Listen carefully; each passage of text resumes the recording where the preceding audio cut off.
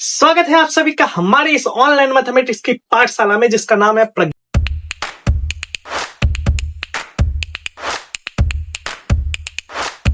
ज्ञान। जैसा कि आप सभी को पता है कि हम लोग यहाँ पे सॉल्व करते हैं 11th क्लास की मैथमेटिक्स, वो भी एनसीईआरटी से।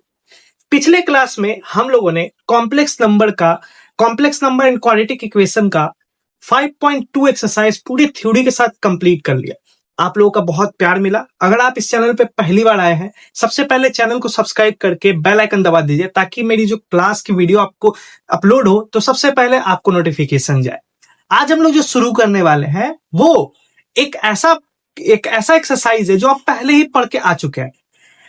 ये क्लास 11th क्लास की है, 11th की है, तो मैं समझता हूं कि यहाँ पर जो बच्चे आते हैं वो 11th क्लास में पढ़ रहे हैं, और अगर आप 11th क्लास में पढ़ रहे हैं तो आप 10th क्रॉस करके ही आए होंगे। तो अगर आप 10th क्रॉस करके आए हैं तो ये जो चैप्टर है आप पहले से पढ़ के आ चुके हैं। 10th में इसको बहुत प्यार से समझाया जाता है, लेकिन ये सेम टू सेम इसमें, लेकिन थोड़ा सा डिफरेंट है। वही डिफरेंस हम यहाँ पे समझने वाले हैं। तो ज्यादा टाइम ना वेस्ट करते हुए हम लोग क्लास को स्टार्ट करते हैं। Let's begin. तो आज का जो एक्सरसाइज है वो बहुत ही प्यारा सा एक्सरसाइज है। इसका नाम है क्वाड्रेटिक इक्वेशन।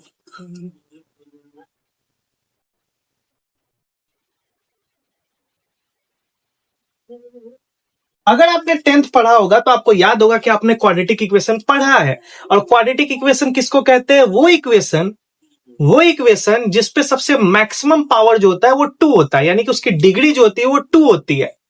तो वैसे इक्वेशन को हम लोग कहते हैं क्वाड्रेटिक इक्वेशन।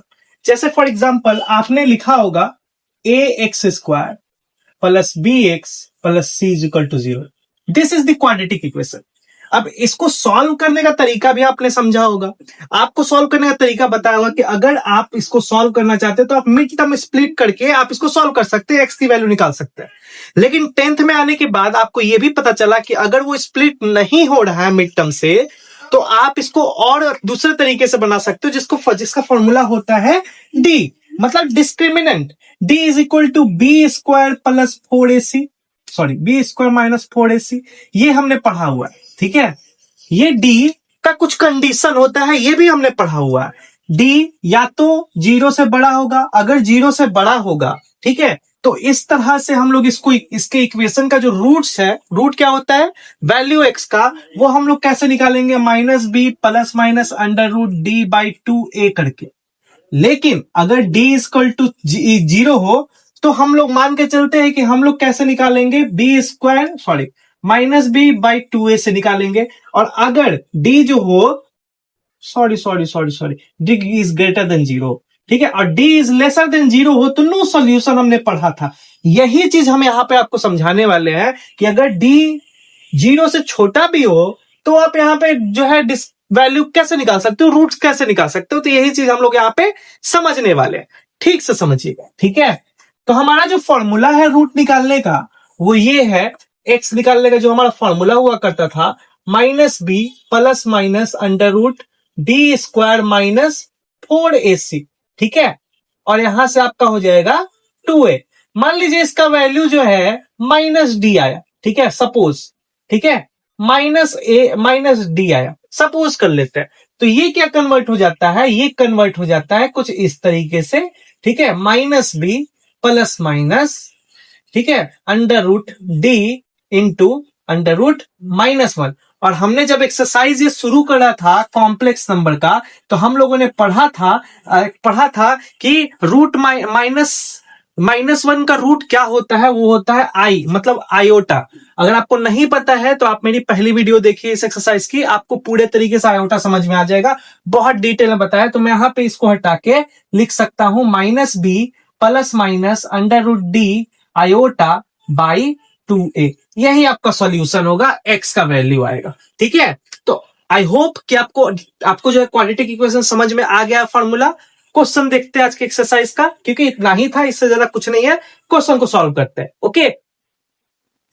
तो इसमें सारे इक्वेशन है तो क्वेश्चन लिखने की जरूरत नहीं, मैं लिख के बता दूंगा। हम लोग शुरू करने वाले हैं एक्सरसाइज 5.3, ठीक है। फर्स्ट क्वेश्चन इज दैट, ठीक है, x is equal to plus root plus 3 is equal to 0। इस इक्वेशन को सॉल्व करना है। अब यहां पे आपको साफ साफ दिख रहा है कि यहां पे जो है हमारा जो वैल्यू जो है वो आपका आएगा क्या, ठीक है। एक्स का जो वैल्यू आएगा वो कैसे निकल के आएगा, तो एक्स का वैल्यू इस तरीके से कुछ निकल के आएगा, x square is equal to -3, x is equal to plus minus under root -3, तो ये हमारा x का वैल्यू निकल के आ गया। तो अब तो हम लोग पहले से जानते हैं, 10th क्लास में पढ़ के आए हैं कि अगर रूट के अंदर कोई माइनस वैल्यू तो उसका कोई सॉल्यूशन नहीं होता है, बट 11th क्लास में होता है। अगर हम लोग ऐसे लिख सकते हैं इसको, ठीक है, क्या लिख सकते हैं इसको, एकदम लिख सकते हैं, और इसका वैल्यू होता है plus minus under root iota. ये आपका आंसर निकल के आ गया इस इक्वेशन का। यहीं पे दूसरा क्वेश्चन भी देख लेते हैं, ठीक है। क्वेश्चन नंबर 2 हमारा क्या कहता है, ठीक है, बहुत ही आसान एक्सरसाइज है, बिना एकदम रटने की कोई जरूरत नहीं है, आपको हर एक चीज याद हो जाएगी, ठीक है। दूसरा इक्वेशन है x square plus x plus 1 is equal to 0।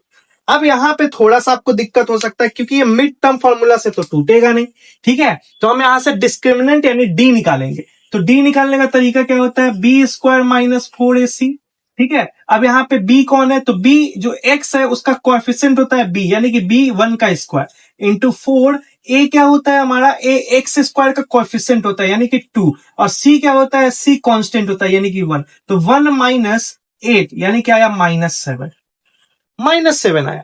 Formula क्या होता है x निकालने का, minus b plus minus under root D by 2a।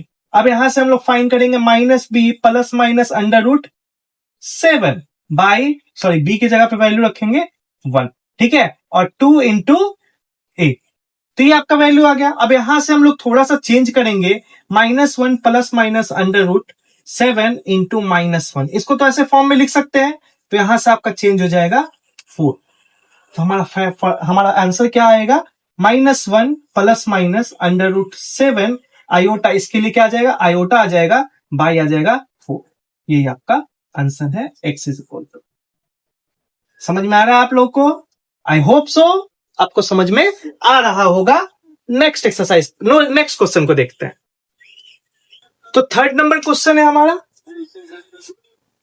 Third, ये दिया गया है x square plus 3x plus 9 is equal to 0। अब हम यहां पे फाइंड करेंगे, ठीक है। सबसे पहले डी फाइंड करेंगे, तो डी हमारा हो जाएगा B square minus 4ac, B यानी कि 3 का स्क्वायर 9, अच्छा पहले 3 लिख देता हूं ताकि बच्चों को कंफ्यूजन ना हो। 4 इंटू ए की जगह पे 1 और सी की जगह पे 9, तो ये आपका हो जाएगा 9 माइनस 9 3 जा 9 4 जा 36, और 36 में से अगर 9 जाएगा तो कितना बचेगा, 27, -27। अब ये -27 तो आ गया है, लेकिन इसका वैल्यू क्या आएगा, तो x इज इक्वल टू हमारा फॉर्मूला होता है minus B plus minus under root D by 2a।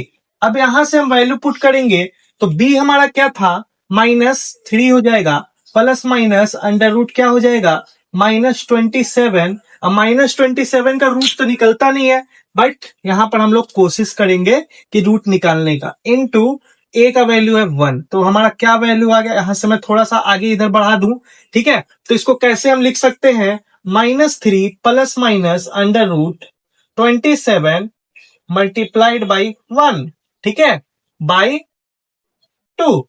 अब यहां से थोड़ा सा आपको समझना होगा कि √27 और √1, √27 का वैल्यू क्या आ जाता है, √27 का वैल्यू आ जाता है 3√3, और -1 का रूट क्या आ जाता है, √-1 का क्या आ जाता है, आयोटा। तो ये आपका आंसर आ गया 2a, 2 हो गया, ये आपका x का वैल्यू निकल के आ गया। आई होप सो आपको समझ में आ रहा है, ठीक है। नेक्स्ट क्वेश्चन को देखते हैं। नेक्स्ट क्वेश्चन है हमारा 4 नंबर है -x square plus x -2 is equal to 0, ठीक है। अब ये वैल्यू है हमारा। अब यहां से हम लोग डी फाइंड करेंगे, डी हो जाएगा B square minus 4ac, formula तो वही है, बी का हो जाएगा 1 का स्क्वायर -4 इंटू -1 इंटू -2, तो ये आपको हो जाएगा 1 minus minus minus minus minus, तो ये हो जाएगा आपका 8, तो आ गया, फिर से -7 आ गया आपका। अब जब फिर से -7 आ गया तो x इक्वल टू होता है आपका value -b plus minus under root d by 2a। तो मैं लिख दूं यहाँ पे b के जगह पे -1 प्लस माइनस √7 आयोटा डायरेक्ट अगर लिख दूं पहला नंबर, दूसरा नंबर क्वेश्चन हमने ऐसा ही बनाया था -2। ठीक है, तो ये आपका आंसर हो गया। कोई दिक्कत? कोई दिक्कत नहीं। नेक्स्ट क्वेश्चन को देखते हैं। तो अभी तक जो मैंने आपको क्वेश्चन बताया होप सो का आपको समझ में आया होगा। नेक्स्ट क्वेश्चन देखते हैं, क्वेश्चन नंबर 5। ठीक है, क्वेश्चन नंबर 5 है हमारा x² plus 3x plus 5 is equal to 0। यहां से हम लोग डी फाइंड करेंगे बच्चों। ठीक है, डी फाइंड करेंगे, d is equal to b² minus 4ac। अब यहां से आपको तो पता ही है a कौन है, b कौन है, c कौन है, इक्वेशन मैंने पहले लिख के दिखा दिया है। आपका यहां हो जाएगा 3 का स्क्वायर माइनस 4 इंटू ए हो जाएगा 1 और 5 हो जाएगा c आपका, तो हो जाएगा 9 माइनस 20। तो ये आपका आ जाएगा टोटल काउंट करके, ठीक है, -11।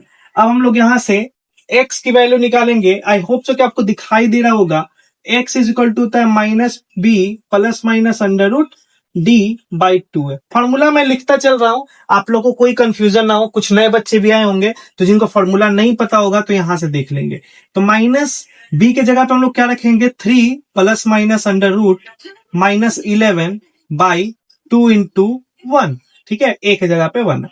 तो यहां से आपका काउंट करके कुछ आएगा। देखो डायरेक्टली भी लिख सकते हैं, यहाँ पे आप देख लो into plus minus under root 11, क्योंकि रूट तो लिखने का नहीं। अब -1 के लिए क्या लिखेंगे, आयोटा बाई 2। तो ये आपका x का वैल्यू आ गया। लो, ठीक है, नेक्स्ट क्वेश्चन देख लेते हैं। यहाँ पे 6 number,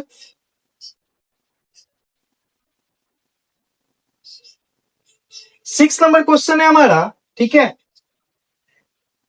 6 number, x² minus x plus 2 is equal to 0। ठीक है, अब यहां से हम लोग इसको फाइंड करेंगे D b² minus 4ac, formula नहीं लिखूंगा, माइनस b का स्क्वायर माइनस 4 इंटू 1 इंटू 2, -1 का square plus 1 -8 is equal to -7। फिर से वही आया वैल्यू जहां पे हम लोग पहले भी बना चुके हैं इस वैल्यू को, x equal to -b plus minus under root d by 2a। तो -b की जगह पे हो जाएगा +1 -1, माइनस माइनस +1 हो जाएगा, +1 प्लस माइनस d -7 का क्या होगा, √7 आयोटा हो जाएगा। ठीक है, तो इसका वैल्यू आएगा, यहां पे लिख देता हूं मैं, 1 plus minus under root 7 iota by 2। ये आपका x का वैल्यू आया। कोई भी कंफ्यूजन है, कुछ भी लग रहा होगा कि नहीं समझ में आ रहा है, कमेंट बॉक्स में बताना मुझे, मैं रिपीट करूंगा। ठीक है,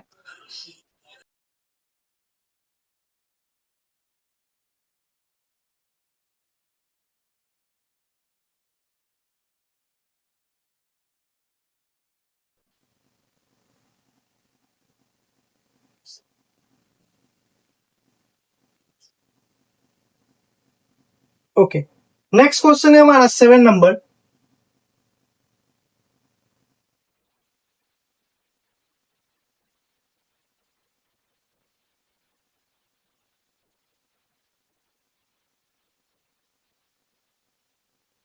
ठीक है, अब आप थोड़ा सा यहाँ पे बताइए क्या हो सकता है। फॉर्मूला डी का निकालेंगे, d is equal to b² यानी कि 1 का square minus 4 into a into C. तो ये हो जाएगा आपका 1 माइनस 2 हो जाएगा ये, और ये हो जाएगा 4, 8 हो जाएगा। फिर से